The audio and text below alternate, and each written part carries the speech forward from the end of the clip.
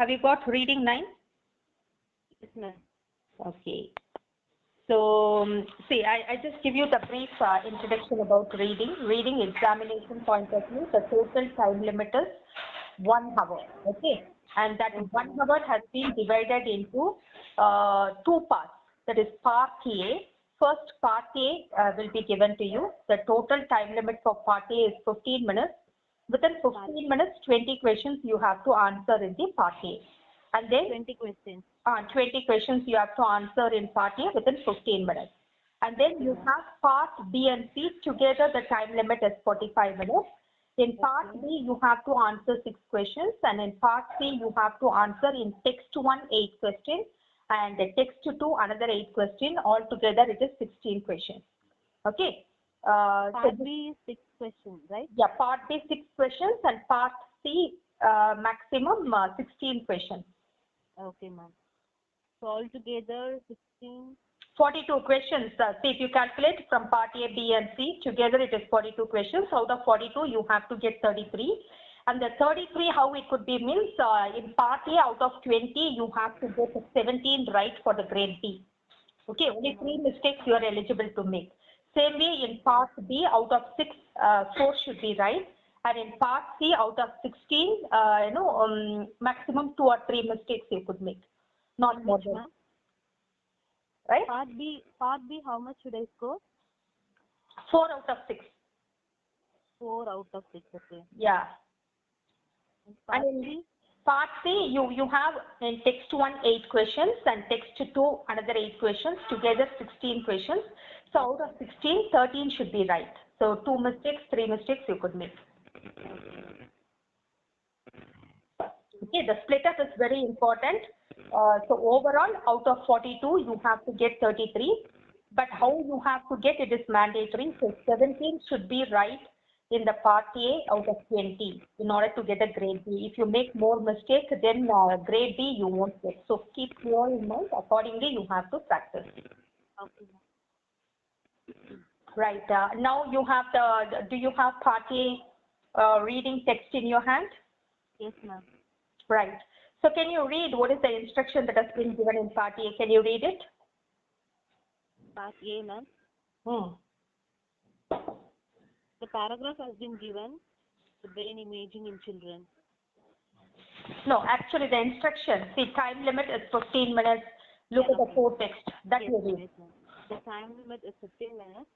Look at the code text A, B in a separate text. For each question 1 to 20, look through the text A to D to find the relevant information. Write your answers on the spaces provided in this question paper. Answer all the questions within 15-minute time limit. Your answers should be correctly spelled. Right. So this is the instruction that you have to follow very clearly. Part A, the total time limit is 15 minutes, 1-5. Okay. And within 15 minutes, you have to read text A, B, C, D. Based on the information available from the text A, B, C, D, you have to answer 1 to 20 questions. And all the information that should be relevant, you have to find from A, B, C, D only. You're not going to think anything on your own and write. Or whatever answer that you are going to write, somewhere, one way or other, it is going to be available in part A, B, and C, A, B, C, D, and you have to find out. Maybe out of the 20 questions, 1 or 2 questions could be little tricky. Direct answer won't be there. You have to think and write. And as I told you already in the very first day of my demo, that 1 or 2 questions, maybe to test your English language, it could be a synonym or antonym. And it won't be a direct answer. So you will understand how it could be. Okay. So probably within 15 minutes, you have to answer 20 questions, reading from the text A, B, C, D, gathering information, you have to write the answer. And every answer that you are writing, it should be correctly spelled. This means that you should not make even a single mistake.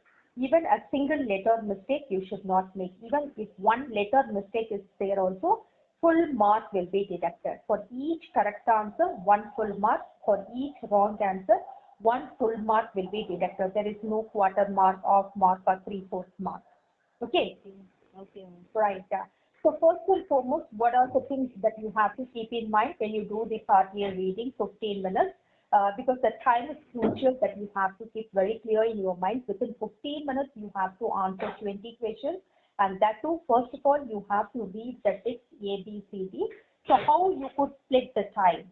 In order to read the text A, B, C, D, you have to split the time like, within 1.5 to 2 minutes. So half a minute only you have to take to read each text.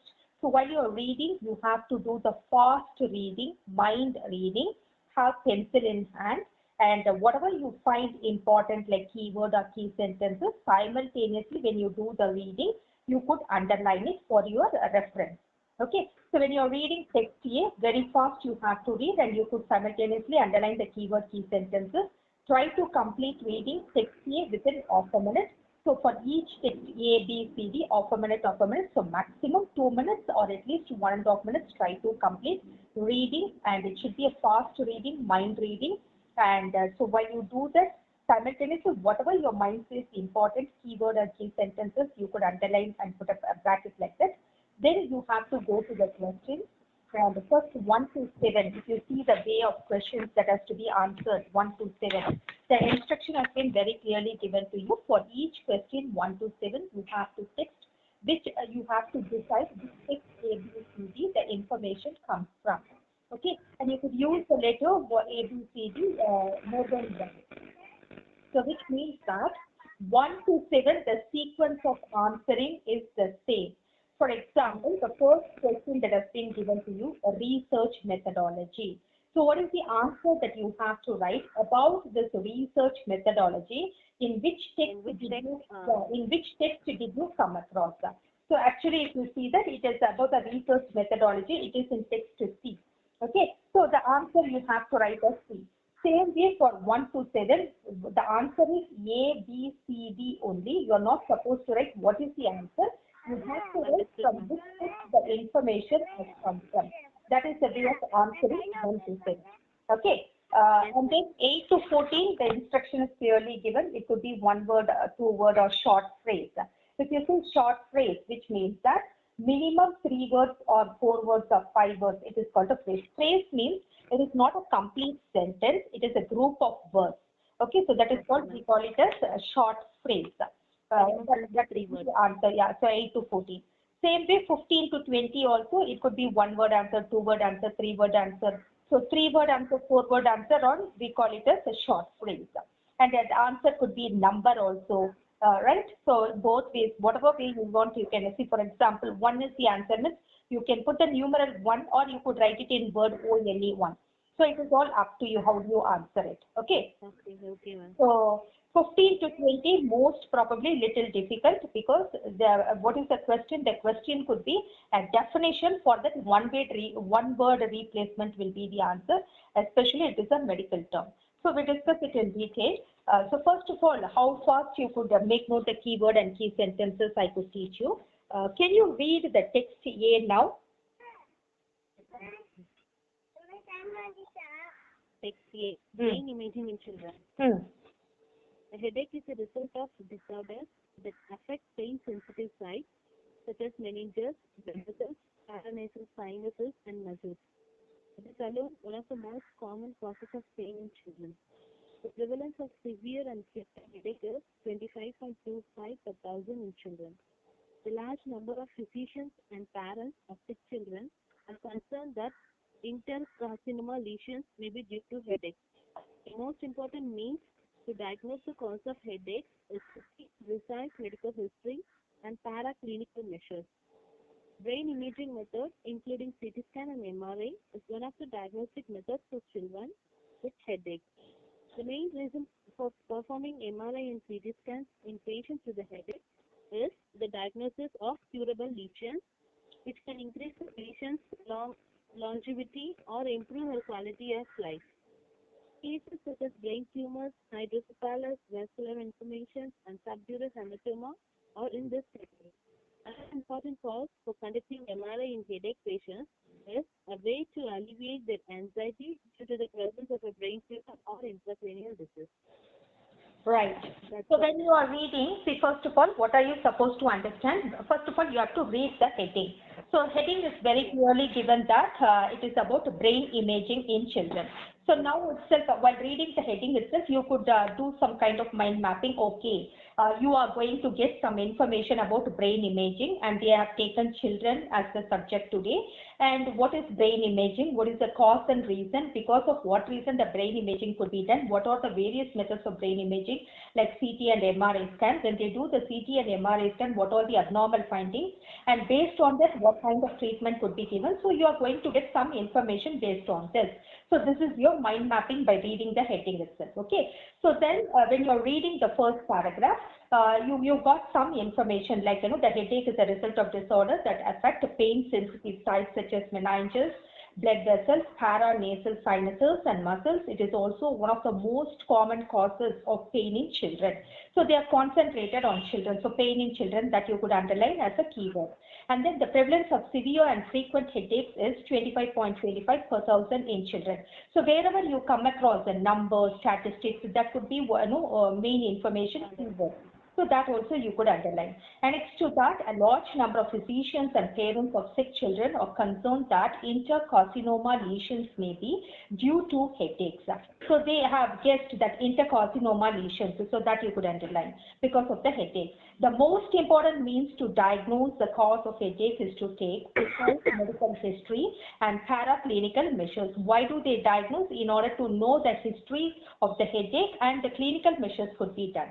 So brain imaging, they are just following by two methods. One is CT and MRI, and these two are the main important diagnostic methods for children with headache. The main reason why do they perform the MRI and CT scan in patients with headaches is the diagnosis of curable lesions. So they want to diagnose and also they want to cure the lesions. That is why they are doing the MRI and CT. So diagnosis of curable lesions, that you could underline as one of the keywords. And next to that, which can increase the patient's longevity or improve the quality of life. So if they cure the lesions, the lifelong, the lifespan could be increased. At the same time, it could be painless life, so the quality of life also could be increased. So if it is untraced, if it is untreated, so what kind of cases it could develop, such as brain tumor, hydrocephalus, vascular malformations, subdural hematoma, or all these in the category. So if it is untreated, these kind of severities it could develop. So another important cause for conducting MRI in headache patient is a way to alleviate your anxiety due to the presence of brain tumor or intracranial disease. Okay, so these are the important keywords. So when you are reading this simultaneously, what you could underline: first, pain in children 25.25, and intercarcinoma lesions, and CT and MRI, the diagnostic method, and the diagnosis of curable lesions. And this last paragraph, the two lines, that is such cases such as brain tumor, hydrocephalus, all the medical terms. So cases to category, you can put a bracket, that is very important. So when you are reading the first paragraph, do the fast reading, mind reading. Simultaneously, you underline the keyword and key sentence. And this should happen within half a minute, not more than that. Okay. So maximum 20 seconds to 30 seconds, you try to complete underlining the keyword. And don't go for detailed reading, because if you go for the detailed reading, you could not land up with the time is very time constraint that you have to keep in mind. So within the stipulated time, you have to read and you have to go answer 20 questions also, right? And next to that, we are moving to the part B. So part B, can you read? Okay.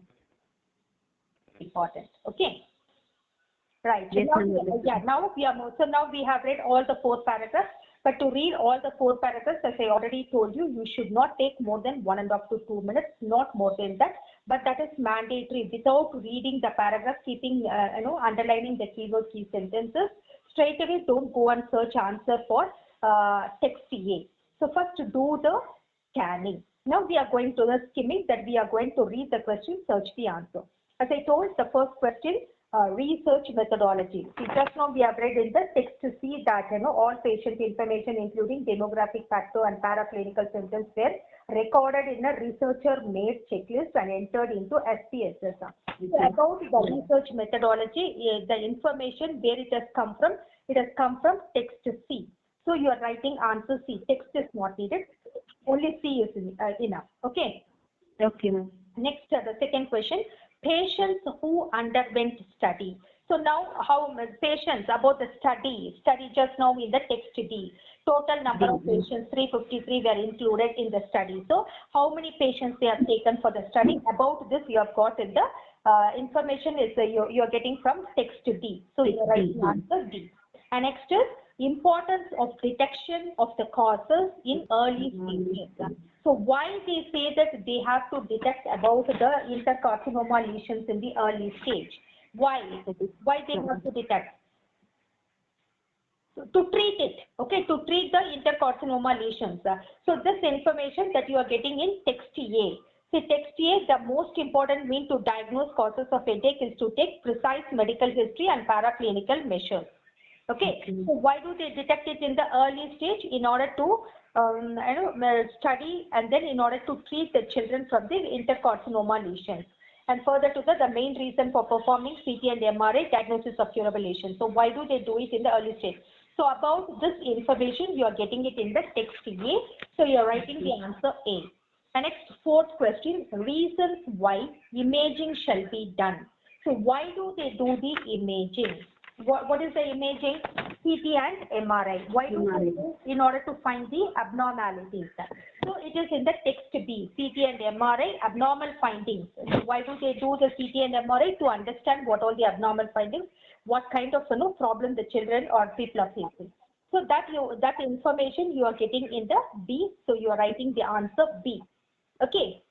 Okay. Yeah. If you disagree, if you have a doubt, you can check with me. Do you agree with it? Yes, ma'am. Right. And next we are moving to the data segregation. So about the data segregation, see now you have read no quantitative data, qualitative data. So these kind of information from which paragraph you have got, from which text you have got it in C. So again you are writing the answer C. Condition in the sixth one, condition in which there is an accumulation of cerebrospinal fluid within the brain. So if there is an accumulation of cerebrospinal fluid within the brain, what is it called? If you know the medical term, then you can easily find out from which text it has come from. For this, you must know the answer. What is the medical, what is the term? Condition in hydrocephalus. That is hydrocephalus. Is it hydrocephalus or infant? It is hydrocephalus only, ma'am. Is it? Yes, ma'am. Are you sure? Yes, that is a fluid accumulated in the brain. You're right. Okay, so condition in which there is an accumulation of cerebrospinal fluid within the brain. So that is within the brain. So that the fluid accumulation in the inner layer, that is called hydrocephalus. Okay, so automatically the answer is the hydrocephalus that you had come across in text A. But now here you have a doubt. So you told that hydrocephalus is the answer. But that medical term, the terminology hydrocephalus, you could come across even in text B. See, text B, when you say that the abnormal finding by the CT scan, hydrocephalus, that word is there, and also abnormal finding in the MRI also, hydrocephalus is there. Now, how do you decide B or C? I mean, A or B. So here, this is the tricky thing, okay? So when you come across these kinds of questions, what is the first idea that you have to keep in your mind? From which, from where you have got the information firstly, okay? So condition in which there is an accumulation of cerebrofluid within the brain, the meaning, the term is called hydrocephalus. And that hydrocephalus, the term, first of all, you are coming across in text A, right? Yes. So first, from where the information comes from. First, where the information comes from. Hydrocephalus, if you say, is the answer. That is available in text A also. And in B cases, it is available. So here you have a confusion to go for the answer A or B. Always you take from where the information has come from for the first time. Where it comes firstly. Okay. So automatically A is the answer. These kind of questions, if you have a doubt, so this idea, this tip what I'm giving, keep it in mind. Okay. Okay, ma'am. Yes, next to that, the seventh one, a small localized area of blood, a small localized area of dead tissue resulting from failure of blood supply. What is it called? Failure of blood supply. It is the dead tissue that is resulting. A small localized area of dead tissue resulting from failure of blood supply. Your voice is breaking. Now? Yeah, that's clear. Right. So what is the answer? Here again, the medical term you should know. If you know the medical term, then automatically you can say it is in ABC or whatever it is. What is the answer? Right. So the answer is INFORT. Okay. A small localized area of dead tissue resulting from the failure of blood supply. The answer is INFORT. INFORT, it is available, that word, it is the terminology, it is available in text B. When you see that abnormal finding, okay, when you see the abnormal finding of the CT scan, mass cyst. So you are getting it in the last but first line of the text B. Okay. Yes, we call it as like ischemia also, we say it, ma'am. Oxygen, less oxygen, that is less oxygen supply to the blood, okay? That is oxygen supply, okay? This is failure of blood supply. Okay. Right. So it is called INFORT. So the answer is INFORT, that medical terminology that you come across in the text B. So your answer is B. So do you understand the sequence of answering? So 1 to 7, this is the sequence. A, B, C, D is the answer that you have to give. And though you know, for the, as you had a doubt in the 6th one, hydrocephalus and here INFORT, you're not supposed to write the answer as a hydrocephalus or INFORT. You have to keep very clearly in mind from which text the information has come from. So only A, B, C, D, that is the answer. So no change in this, right from whatever you're practicing. Even in exam also, you have to answer the same 1 to 7. Is it clear? Yes, ma'am. Right. So now we are moving to 8 to 14. Here it is given, answer the questions 8 to 14 with a word or a short phrase for one or from one of the texts. Each answer may include words, numbers, or both. So the 8th question: which age group patients were included in the study? Which age group? Here write 12 years. Yeah, below 12 years. Okay, so that information that you are getting in text B, patients below 12 years, they're asked for the imaging action. So below 12 years. So not only 12 years, below 12 years is the right answer. So you have to write below 12 years. And explain what is the reason presented for taking MRI in children with headache. Why do they do the MRI and CT scan? What is the reason? So this is for this you are getting answer in text A. It is very clearly given. The main reason for performing CT and MRI scan in patients with a headache is diagnosis of curable lesions. It is in the last but 5th line of the text A. Yes, ma'am. Last but 4th line. Okay. Yes, ma'am. So your answer is diagnosis of curable lesion. Fully you have to, this is called a phrase. Phrase means 3-word or 4-word answer, it is called a phrase. Okay, so diagnosis of curable lesion. And next to that, the next question to you is, what is defined as inflammation of the air cavity within the passage of the nose? So this is a common question anybody can answer, I think. Sinusitis. Yeah, sinusitis. So if you want to know the spelling of sinusitis, SINUSITIS. Okay, that is available in the text B, last but 4 lines. Yes, it is available. Why do I say the spelling? Because already it is clearly given. Correct spelling you have to write. Single spelling mistake you should not make. Why? Because you have the answer available. So if you have a doubt of the spelling, you go read and check and write. In listening, if you make spelling mistake also, sometimes it is accepted. Okay, because of that you won't lose. Whereas in reading, if you make spelling mistake, the answer full mark you will be losing. Right? So you should not make even a single letter spelling mistake. So the 11th question was any defect in medical records and inclusion criteria. They're asking medical record defect, is it in inclusion criteria or exclusion criteria? For this answer again, you have to go to text B because already I told you have to do the mind mapping, anything related to inclusion, exclusion criteria. So here it is very clearly given exclusion criteria including being older than 12 years of age, lack of concern to enter the study and defect in the medical record. So defect in the medical record, it is not in inclusion criteria, it is in exclusion criteria. So how do you answer this? What is your answer for this? It is like... So these kind of questions, It is called yes, no answer, yes, no, or true, false. No, it is no, ma'am. Yeah, you can give answer yes, no, true, false. Anyway, you can give your answer. So here the answer is no or false. Anyway, you can give your answer. Okay. Yes, ma'am. Yes, ma'am. Yeah. So this is also one of the important key information I'm giving you. So these kinds of questions, how to answer yes, no, or true, false. And next to that, who shows more peculiarities in CT imaging? Who means it is about the human being, boys or girls. So who is showing more peculiarities in the CT as well as MRI? It is in the text D I told, right? Boys or girls?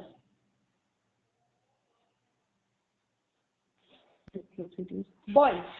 So it is boys. So actually, if you see that the last, text D fourth line, third line it is given that 85 subjects girls and 132, and the abnormalities is more in boys compared to the girls.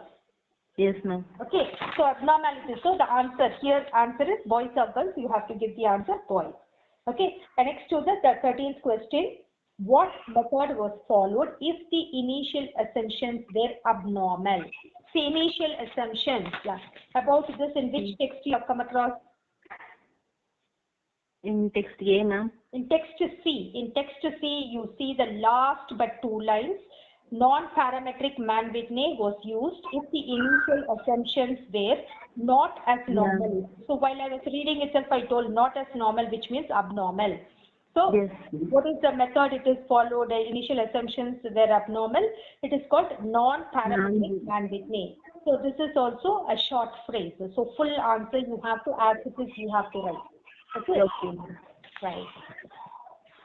So the next one, 14th one, what is known to be more common with respect to CT scanning? So with respect to CT scanning means you are comparing CT and MRI. So when they do the CT as well as MRI scanning, there are certain abnormalities that is quite common. Certain abnormalities that you could find both in CT and MRI. What are they? It is in the text B. If you see that. Abnormal findings in CT, mass, cyst, infarct. So if you see, same way in the MRI also, mass is there, cyst is there, hydrocephalus is there, hematoma is there. So the question is, what kinds of this is common when they do the CT scan also, MRI scan also, right?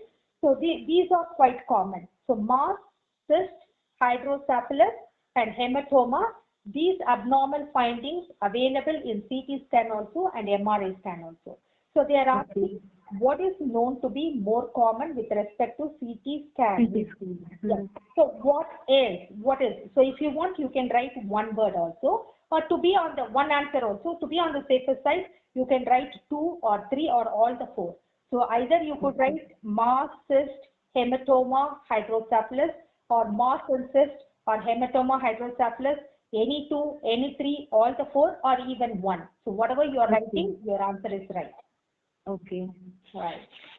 So next we are moving to the 15 to 20 questions. Complete each of the sentences 15 to 20 with a word or short phrase from one of the texts. Each answer may include words, number, or both. Here also one word answer, 2 word answer, number or phrase, whatever could be the answer. So here it is very tricky, 15 to 20. Mostly it could be a definition of a medical term, and for that one word replacement is the answer. For example, the 15th question, dash is referred to as a solid swelling of clotted blood within the tissue. So blood clot within the tissue, what is it called? Hematoma. It is hematoma. Yes, hematoma is the answer. So the definition, what is the hematoma? The question is a definition of hematoma. So if you, these are all the places we are testing your subject knowledge, and probably whatever answer you're going to write, it is available in the text somewhere. Okay. In case if you have a doubt, you can go and check. Maybe 1 or 2 terms could strike you. Confusion also will be there. So subject knowledge, if you are good at, if you have a sound subject knowledge, easy to get the answer. Otherwise, it could be confusing 2 to 3 times. If you read, you will get the answer. That's the only difference. Okay. So the answer for this is the hematoma. The 16th question, the dash were presented in 2 sections of descriptive and analytical. So actually, this is a little tricky question, I could say. Most of the students are not getting the direct correct answer. See, actually, it is, the dash were presented in two sections of descriptive and analytical. It is in the text to see. If you read the text to see, yeah, just an outline has been given. So they have given all of the demographic and clinical characteristics of patients. They're also reported based on the descriptive criteria. In the analytical section, based on statistical assumptions, parametric and non-parametric proportional tests were used. So the answer, if you say that, answer is statistical analysis. So it is little you have to guess and write. So some students, they would write statistics, some might write statistical assumptions, some might write analytical statistics. So statistic, if you give that answer, most probably it could be correct. So that main word in this is statistics. That is very important. So if you are starting up with and writing statistical analysis, then it is correct answer. Okay. So statistic analysis, that both are important. So it depends on